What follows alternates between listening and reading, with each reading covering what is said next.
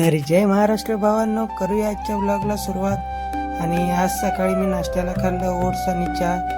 त्यानंतर तयार होऊन मी निघालो बाहेर जायला। गेलो अंबाबाईच्या मंदिरात। अंबाबाईच्या मंदिरात तर आपल्याला जावंच लागतं, कारण तिथे गेल्याशिवाय आपल्याला चैनच पडत नाही। अच्छा, हमको सिखा रिया है। आईचा आशीर्वाद घेतला आणि त्यानंतर मग थोडंसं स्वतःचा फोटो व्हिडिओ काढले। त्यानंतर आलो घरी येऊन जेवलो। हे सगळं ताटात जे काय बघताय तुम्ही ते। नंतर संध्याकाळी गेलो मी वॉकिंग करत करत आलो। दसरा चौकात येऊन बसलो, थोडा टाइमपास केला आणि मग गेलो मी वडापाव आणायला। वडापावच्या गाडीवर वडापाव घेतले, रात्री येऊन ते खाल्ले